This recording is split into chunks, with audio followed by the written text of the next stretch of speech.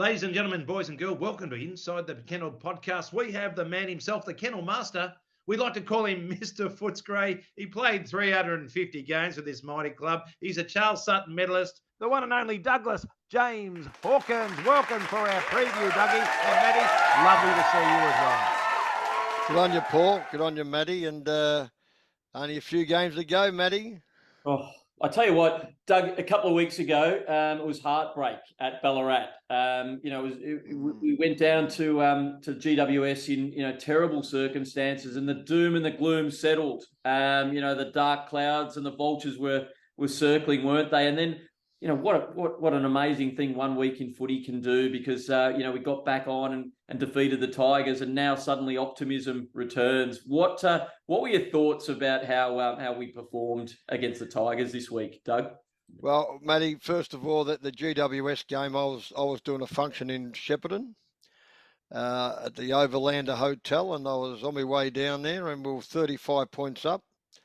So I switched it across to listen to a couple of horse races, and I thought, oh, well, you little beauty, 35 points up.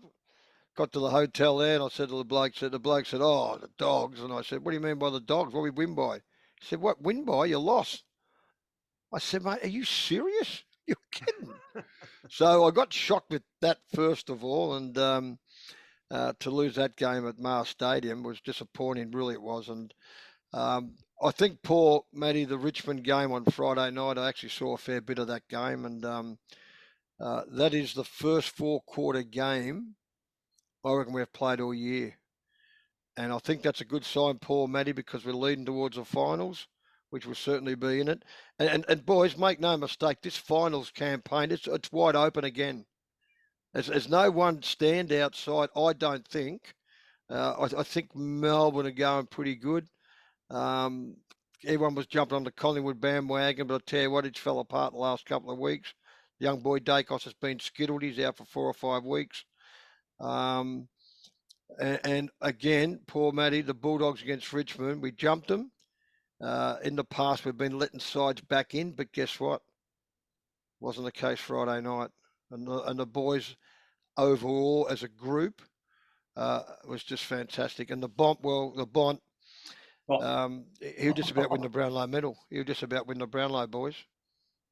I tell you what, Dougie, I was on the fence on Friday night, and I've said this to you before, but the pressure was enormous right from the get-go.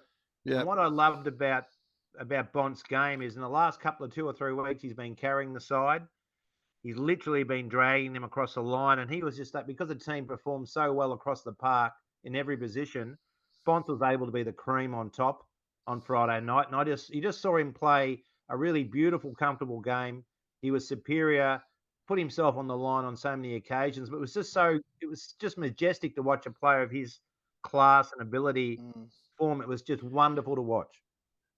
It was, Matty, wasn't it, Matty? That's Paul. You're spot on, and I think we all get caught up in stats, and I think the difference with the Bont, not just this year, but over the last few years, his ability to change the game and push it back into our favour, and you're right, Paul, carry the rest of the boys with him, and Libert does that as well. Make no mistake about that. And but if the umpires have seen what we're seeing, the way he sort of got the Dogs rolling and back in the game and just changed the shape of the game that many times, he has to poll he's just about win it.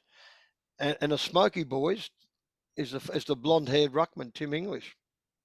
I think he's been outstanding, and he reminds me of Scotty Wine, who won it in '92. Very similar way they play, boys. So I'll be shocked if he doesn't poll well. English has had a terrific year as well. Yeah, absolutely has. And they wore the retro gear against the Tigers, and I caught myself sort of flashing back to the mid '90s and almost seeing Scotty Wine, because he was wearing that kind of old '90s jumper. And yeah, you're right, Timmy did look like that, but. What a midfield we've got at the moment. Do you feel that this midfield could be one that can just break things open in the back end of this season, Doug? Yeah, it certainly can, Matty and Paul. And Trelaw's been very good. Young Smith's back on song again. McRae's McRae. He gets the job done. Keeps getting a stack of the footy. English has been really, really good for us as well. I think we go back to I just push back to the Bont again. If he wins the Brownlow, he takes home 2 Charlies. He'll win the Charles Sutton medal. There's 5. He's won a Brownlow, a premiership player, could have been a Norm Smith medalist. Here I go. He's on par with Ted Whitten. And Ted's our best. Ted's been our best. And Gary Dempsey won 6 in the Brownlow. You're a bit biased, Dougie. I don't say arguably the greatest player alive for nothing in my introductions, mate. Well, I think it's not all about Brown. It's not all about best and fairest. And I mean, Robbie Flower won best and fairest at Melbourne. Keith Gregg won 2 Brownlows and won best and fairest in 1980 and won Brownlows in 73, 74. It's not all about best and fairest, but guess what? I'd rather win a best and fairest than a Brownlow. I rate best and fairest probably just as much as a Brownlow medal or more.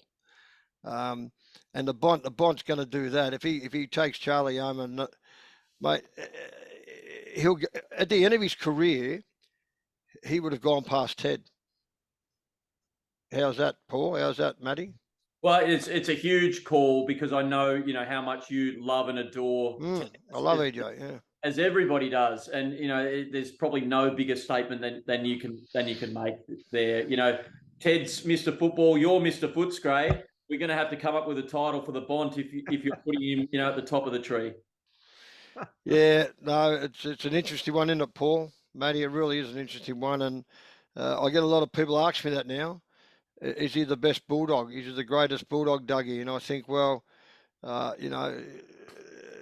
the end of his career, he probably. It's hard to compare Teddy's 60s and 70s. You know what I mean? It's a hard one, but this young bloke's record is just enormous. Well, as you say, Doug, if we fast forward to 6 or 7 weeks from now on Grand Final day, and he comes up to the podium and accepts the cup, I don't think anybody will be able to argue that he doesn't go to the top of the tree, because that will be just the cream on top. And we're daring to dream, Doug. We're looking forward. The next 3 weeks are going to be pivotal, aren't they? Yeah, they certainly are, Matty and Paul. Who we got? Who we got this week, Hawks Matty, again? Tassie, Dougie. Hawks in Tassie. We've got. I'm going to be there. I'm going there. Yep. West Coast at home, and we've got the Cats at Geelong, mate. In Geelong. Well, the Hawks are going good, Paul, aren't they? Yeah, they big surprise winners against Collingwood, Dougie, weren't they? Yeah, they were, Matty. I'm going to that game on Sunday. I'm going over with 14 mates from the Braybrook under-17s 1976 premiership side. Wow. It sounds like trouble, Doug. Sounds like trouble. It could be, but I think we've matured a bit, Paul, from those. So our good mate Robbie Grunewagen, who runs York Stadium, he's looking after us very well. And he played in that team, in that 76 side as well. So we're going over there. We're going to a hotel where the Great Dipper, Campbell Brown and Spider Everett are doing a function. We're going to be there 5 hours before the function. Stay off the stage, Dougie. Stay off the stage. I couldn't help jumping up if Dipper's there. Fair dinkum. Dougie, So the Dogs, the Dogs in. We need to get them early. Hawthorn. We just don't give them a sniff because they got their tails up. They beat Collingwood on the weekend, and they're playing okay at the moment. We just need to get out of the blocks real early down there at York Stadium. West Coast Eagles will get the job done there. Make no mistake about that. And Geelong at Geelong, Teddy Whitt never played in a winning side at Geelong in 21 years. And I played 18 years and played in one winning one. So 39 years between me and EJ, we won one. That says a lot, doesn't it? Dougie, are we moving the ball better now? Do you feel that's one of the things that you were really big on earlier in the year about we've got those forwards, Jamara, Norton. Yep. Are we moving the ball a bit quicker with less handball? Is that one of the reasons why we had a win on the weekend? Yeah, I think we're getting the ball in a lot quicker, Paul. Matty, we're getting the ball in a lot quicker, and that boy Jamara, he was terrific, wasn't he? The young fella, and Waitman's been a little bit quieter because these blokes are stepping up, you know. And I thought Lob done a few things better. He was okay, and he was serviceable at times. And Norton's attack on the ball is fantastic. But Jamara, the young bloke, I mean, he's exciting, isn't he? He's just got all the tricks, and I think he's under. Is he still under contract, Matty? Paul Jamara? Is he? Yeah, he is. He is. I think he's got another couple of years to run. So Has he? They'll lock him in and just keep extending. He's one marquee player that you just build a club around, because what an explosive year he's had. Like, we just sense he probably play some good games here and there, but he just seems to now be the sort of person who's so imposing that we're just seeing a star in the making here, aren't we? This might sound a bit strange, boys, but in a year or two down the track, he's $1 million player, this kid, and he might be 22, 23.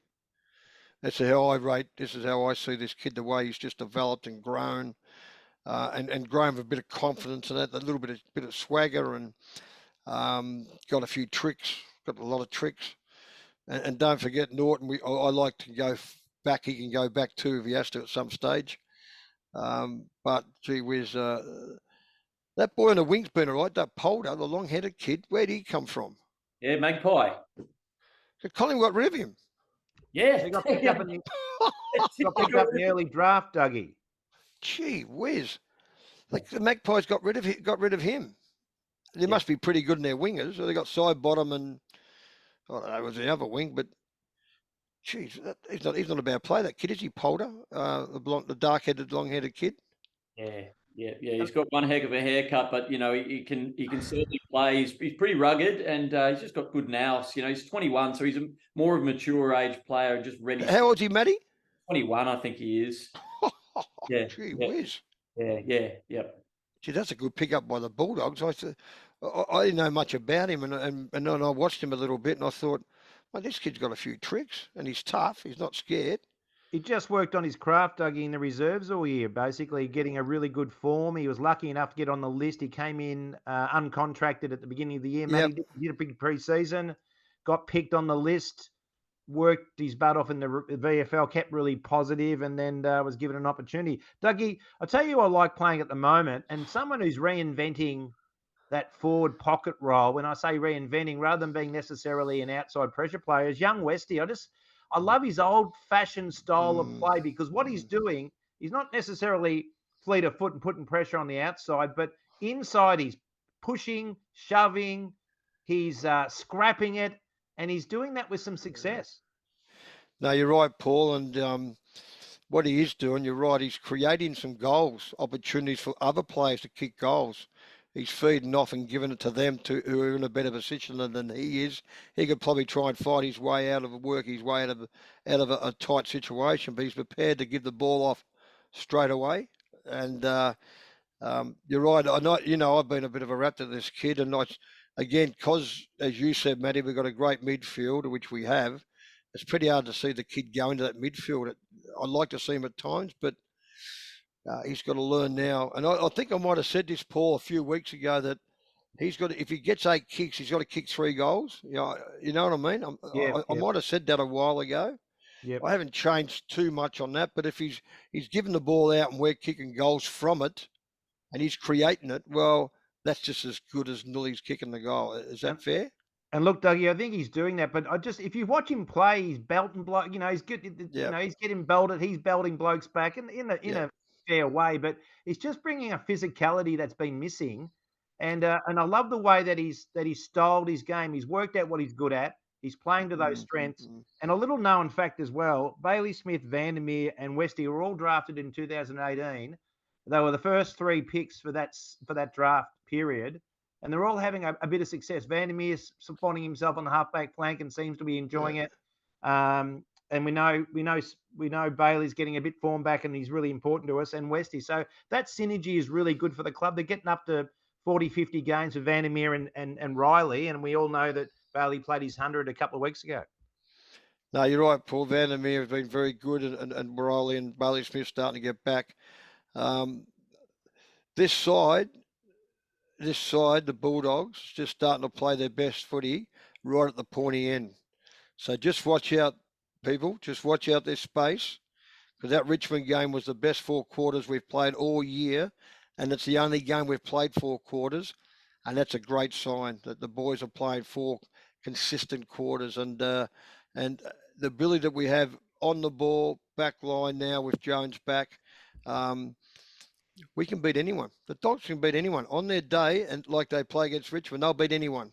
We love to hear that. And one player you haven't mentioned as well is Tommy Liberatore, who's having just an absolute cracking season. You've left him out of your talk there, Yeah. How do I do that? I mean, it reminds me of his dad, Tony, so much. I mean, a better kick than Tony, but Tony's ability, mate, you just go to war with them blokes, the Liberatores, the old man and the son. You just go to war with them. You love playing footy with them. Thomas Liberatore, when he's up, guess what? The Dogs are up. I know I love the Bont. This bloke is just as important as the Bont is to the Western Bulldogs footy team. And you're right, Matty. He's had an outstanding year. He'll hold very heavily in the best and fairest. I would think, and that's probably the last 2 or 3 years now that he's been right knocking on the door of a BNF. I don't think he's won one, Matty, has he? I don't. He did. He won one in, I think, 2014. But it's a long time ago. 2014? Wow. Yeah, wow. He did his knee. Yeah, 2014. So he was, early 20s then. So, yeah. Yep. How old is he? 46? Yeah, 52, I think that's right. Like his old man. Hey, Dougie, it was interesting today, Bevo's media conference, where they asked him that question about whether Libba deserved to be an All-Australian. Of course, Bevo was so diplomatic and said, look, it's not my place to promote that. He says when you do, often they miss out. So, but it's been mentioned about him being All-Australian. Another question for you, Dougie. The other thing I like about the Bulldogs at the moment is that the team seems to have solidified a fair bit. There's not a lot of ins and outs, which I think is good. So when they, when I mentioned Vandermeer and Smith and Riley West sort of playing a lot of footy together, it's obviously very important to have that chemistry and have your team not change too much so players are familiar with each other. And the other thing on top of that is Arthur Jones is back in the team in some capacity, which I think is a really good thing. He had a great start to the year, died off in the reserves a bit. He's come back, and I think that's a really healthy aspect for the team as well. Yeah, I think you're right, Paul, young Jones, and you're right about that stability about playing together in positions, and you're starting to know, and consistently you're playing together. And always that chop and change and all that sort of stuff can make it a little bit sloppy, your team performance. And you hit it on the head, Paul. You're right. There's a lot of stability now off this side, and they're playing in their positions. And watch out, the Dogs are coming. I'm telling you, the Dogs are coming. And that Richmond game was the first sign of four great quarters. And if they continue to play in that manner, guess what? They're a big hope. They're a big hope, the boys. You're getting us excited, Doug. All the fans listening to this are, rubbing their hands and their chops in joy because it's a magic carpet ride in the making. I'm hoping. Before we let you go as well, I just wanted to touch base about one of our assistant coaches, and he's an old mate and teammate of yours, Rowan Smith. So we saw Bevo's press conference today. He almost broke down a couple of times, sort of talking about the contribution that Bubba Smith has given to the club, and he's not going to be with us, after year. What are your thoughts on his contribution? I was a bit surprised, Matty. Paul, I was a bit shocked. I didn't see the press conference, Matty. Paul, I didn't see it. So all I just heard this morning, going to work, I heard this morning that Rowan Smith will no longer be with the Bulldogs as a backline coach, and it wasn't his decision to leave. Is that correct, Matty or Paul? Yeah, well, it's a little bit sketchy just in terms of how it came to be, but certainly Luke looked, quite devastated, for him. But he did say to Rowan's credit, he's going to remain, in a position for the remainder of the year, and that's true to his character. He wants to see the Dogs triumph, and so let's back him in. But yeah, how the circumstances are a bit unclear.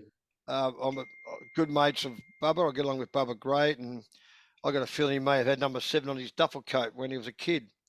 I was his favourite player, and to watch him come along and to watch him grow as a player and develop. At the start, I didn't think this kid will play 300. I thought, no, he's not going to play 300, this bloke.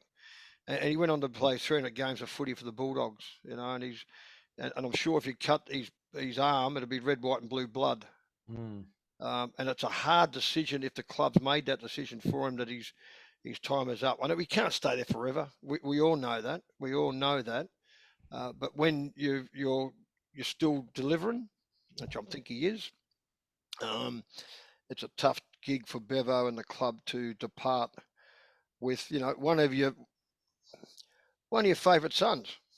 300 game players. Not many have played 300 at the Bulldogs. Yeah, well, we wish him all the best, and on behalf of all the on your bubba. We love you, and you've got the endorsement from Dougie Hawkins, and we're all behind you. So let's bring some silverware to Footscray, and I'll tell you what, Rowan Smith will do a massive lap of honour with it. I tell you. Have we had him on the show, Matty? Paul? Have we had him on the show? We've not yet, Doug. So we'll get him on. We got to get him on. That'll be something we'll try and do next year, Dougie. But Dougie, before you go, let me just get this right. Not one of our fans came in with a Nostra Douglas, which I thought was beautiful. But let me get this right. Hawks at Tassie. Are we winning or losing? Winning. West Coast at Marvel. Winning. Or losing? Winning. And Cats at Geelong. Am I still on air? Yes. Nostra Douglas. We want. Hang on, I'll get a coin. Are you? Hang on. Cats at Geelong. I'll get a coin. If Teddy couldn't do it, Dougie did it once. Why can't these blokes do it once?